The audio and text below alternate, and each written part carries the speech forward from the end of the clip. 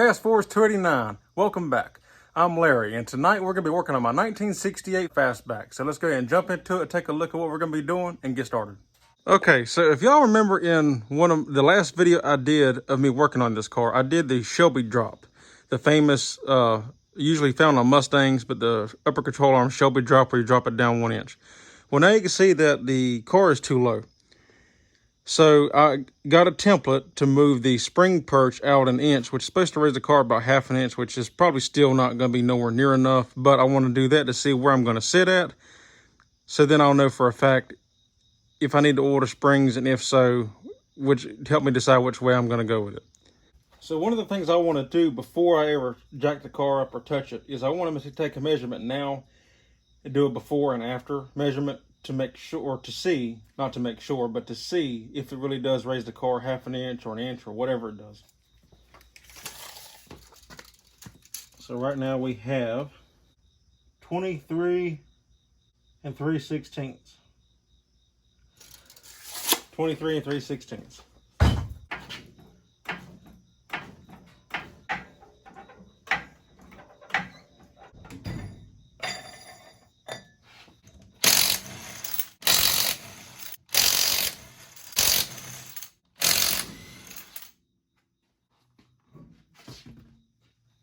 Okay, so the next thing we got to do now is I need to get my shock out of here so I can compress this spring up enough to get the tension off of my spring perch. So we can remove this, drill out the new holes, and then bolt it back down and just put it all back together.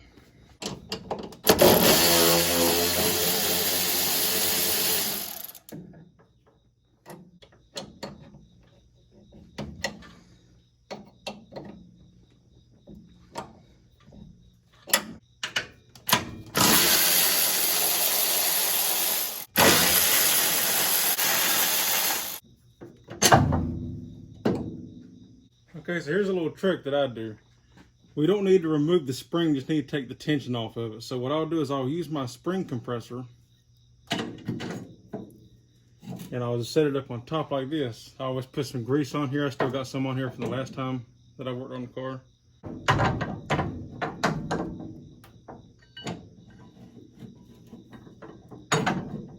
And then this way we can pull our spring up, and then it will keep the spring in the car, but you ain't got to pull it all the way. You don't have to collapse it all the way to just pull it up enough to get the tension off.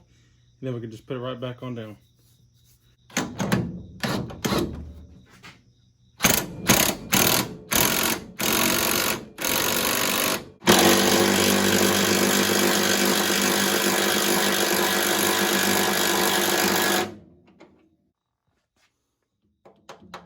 Now we need to remove our 2 9/16 bolts. There'll be a bolt up top and then a nut underneath.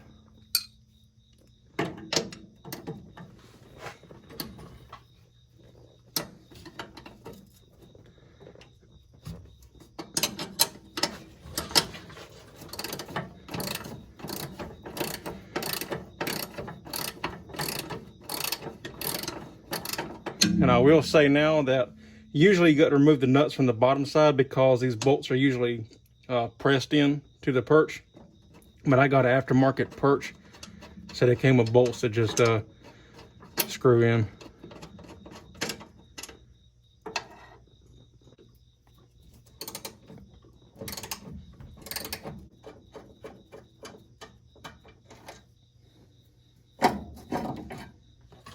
Okay, so this is going to be the template that we're going to be using. Now, I made this template. If you remember a while back, I mentioned that I had something that I was ordering to come in the mail. Well, I ordered one of these from Open Tracker Racing, and for some reason it never came. They refunded it to me. They canceled the order, so I don't know what happened with that. So I just figured I'd just make one. It's a simple piece of steel. These 2 bolts here bolt into your spring perch stock location. And then you got the pilot holes here. I'm going to take my 1/8 inch drill bit, and I'm just going to drill this out on the upper control arm, then remove the template, and then drill the holes out to the factory 3/8 size. So essentially what we're going to do is we're going to take and bolt this into, like I said, the stock location, just like so. We'll drill out the new holes, remove the template, and then drill out our 3/8 holes. What size these are, 3/8. And what that's going to do is bring your spring perch out 1 inch. which will can't speak, which will raise the spring rate slightly. Don't ask me exactly how much because I don't know exactly how much, but it will raise it slightly. It should also lift the car about ½ an inch is what they say. Now what this does, this provides better handling. It's a better range of motion for the shock and the spring whenever it's being actuated. It gives it a better ride and better handling, essentially, is what this does. So it's an all-around improvement. And since it's really no work to do it, like hardly any work at all, I figured I'm gonna try it. The worst case is it doesn't do anything, or I don't like it if it rides too rough or whatever the case may be. I'll just put it back in the stock location.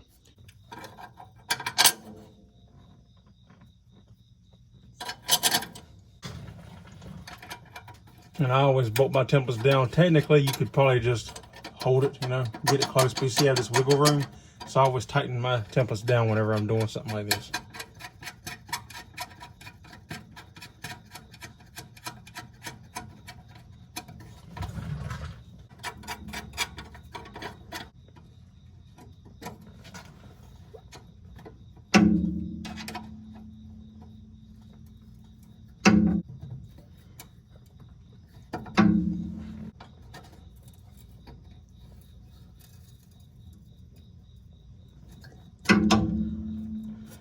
Now we're good and snug. Now we'll just take our 1/8" drill bit and drill it out.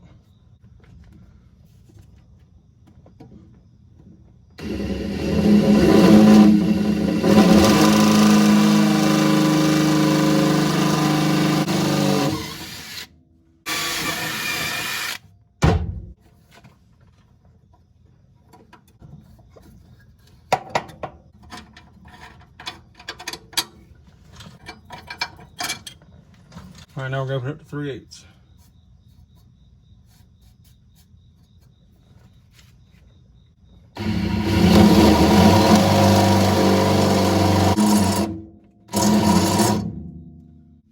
And I always come from the back side and kind of hit it a little bit real quick just to help it.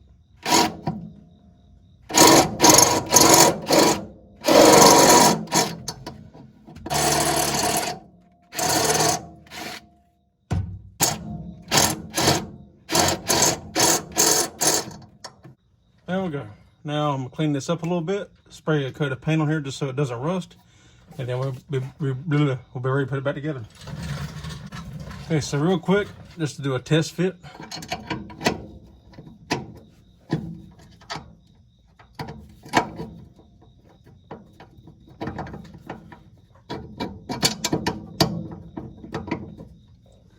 So it's a hair tight, so because of the angle I had to drill it at. Just do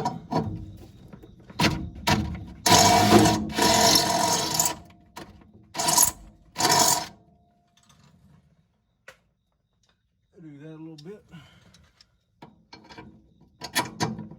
and now it fits perfectly. And it's still got a good range of motion. Nothing's rubbing, nothing's hitting. So it looks just like it's supposed to, so that's good. Get those holes painted so they don't rust. We're good to go. Now we can assemble this back together.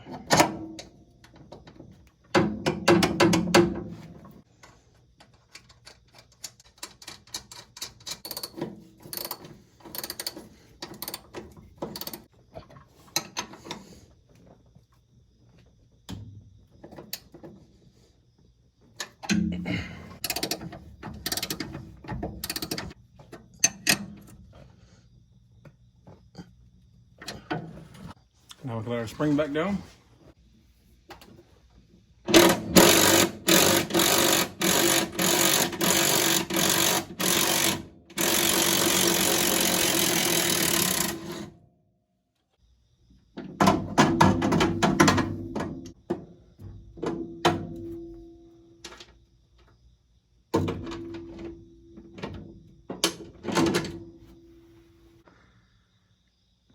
Okay, so this side is done, put it all back together. I got my spring perch tight, my shock is tight. Obviously the spring's back down. So this side is done. Now, I mean, with it being like this, the control arm is not sitting down all the way anymore. The shock is like holding it up some. So, it is what it is on that.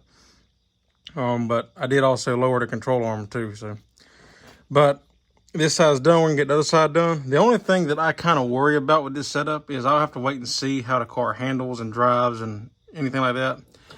Is that it put such an angle on it now that I'm wondering if the motion of it is going to be, I think it's going to be putting more sideways pressure, you know, pushing in on the shock tower, which I do have that Monte Carlo bar I built, so I have reinforcement, but it's still, I kind of wonder about that. But I'm going to try it for a little while and just see if I like it or not. If not, all I got to do is come back in here, take it loose, and put it back in the stock holes right there, and it'll be fine. So we'll see how this goes. Okay, so the other side's done. Now we can get this side buttoned back up, put the wheel on, and set her down and see how she looks.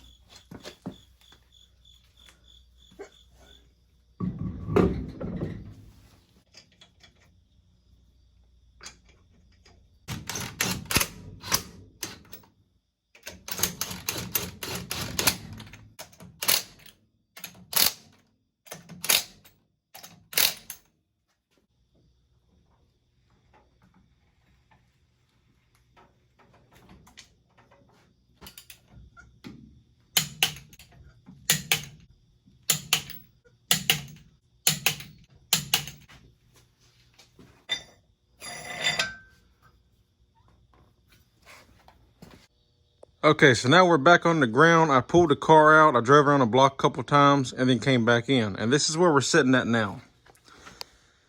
So in all honesty, this is absolutely perfect and right where I want it after all this. It raised it more than a half an inch. I want to say it raised it like an inch and a half. So let's take a quick measurement and see exactly how much it did raise it. Okay, so before we had 23 and 3/16. Now we've got 24 and about 3/4. So that's an inch and 9/16 lift out of that modification. Okay, so we're done with the modification. Now, why did it raise it an inch and 9/16 instead of just half an inch like their website says? I don't know. It could be the springs that I'm running. It could be because I did the Shelby drop. They don't tell you that it's guaranteed a half inch. They say usually about a half inch of lift is what they say on their website, on the Open Tracker Racing website.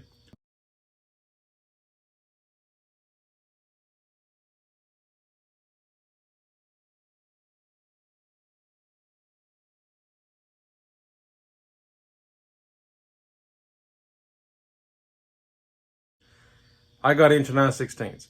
So however that turned out, I got, I'll tell you the setup I got. I got factory replacement upper control arms that I have modified, obviously with the spring perch movement that we just did. I have lowered the upper control arm, the 1-inch Shelby drop. I ordered stock replacement springs, but I have cut 2 inches out of them. I don't mean 2 inches out of the spring height. I cut 2 inches of ride height out of the car with the stock springs. So with that, you cut half or whatever. So I cut an inch out of the springs, because whatever you want to lower a car, you cut half that out of the spring. So I cut an inch out of the springs to achieve my total effect. So when you combine all that, I mean, I got, since the control arm is lower with a 1-inch drop, it puts it at more of an angle. And we moved the spring perch up, so it's going to put it up at more of an angle. And with all that being factored in, that might have something to do with why I've gained an inch and 9/16 up on height.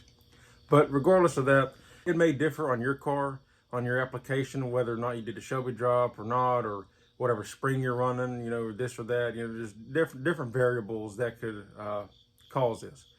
Now, I think they said on their website, if I remember correctly, it'll raise the spring rate by doing this modification, moving the spring perch up.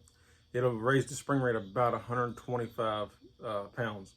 So the car is definitely stiffer. When I drove it, it's definitely a lot stiffer, which for me is not a big deal. It's borderline too stiff to be like something I drive all the time. So it's fine for me because I don't drive this car all the time. It's something I take out on weekends. I take out once in a while, cruise around, go eat or whatever, take the car shows, have fun with. But I'm not daily driving this car. So I'm not looking for comfort. This car is just more of my play toy. I get to customize and modify and have fun with. So with that, I'm happy with it. It's nice and stiff. It handles a million times better. I'm telling you right now, this is kind of like a update slash modification video, because with the Shelby drop, made a world of a difference. I could never really drive the car before after the Shelby drop because it was so low. Well, now that I can drive it, I've driven it some, and I tell you right now, the Shelby drop and doing this, I don't know if doing this really made that big of a difference overall, but you know, it picked the car back up and it did make it stiffer. So with the Shelby drop and doing that perch location made a world of a difference on how this car handles.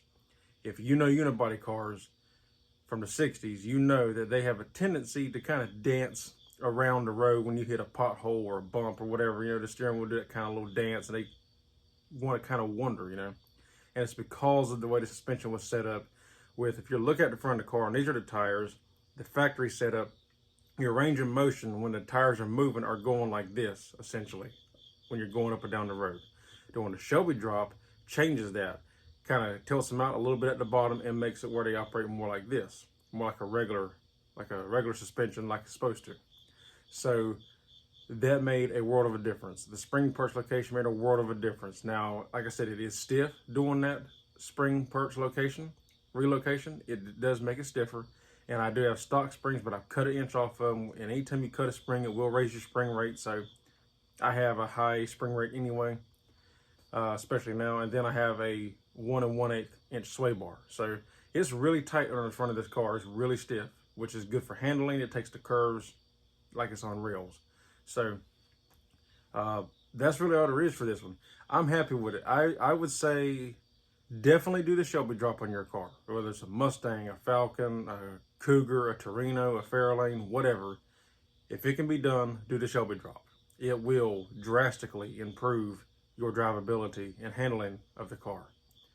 As far as the spring perch, I don't really know. The only way to really know if it made that much of a difference without the Shelby drop is I would have to put the spring perch back in the location and then pick the car up with new springs and drive it and see the difference with or without the spring perch relocation, which I'm not doing because I'm not going to invest money in springs that I don't need. So I can't tell you exactly how much of an improvement the actual spring perch relocation itself made, but I can tell you it definitely made the car stiffer. Moving over control arm will not stiffen the suspension. That did stiffen the front of this car by quite a bit. Which, like I said, may not be what you want. And they even tell you on the website that it will stiffen it.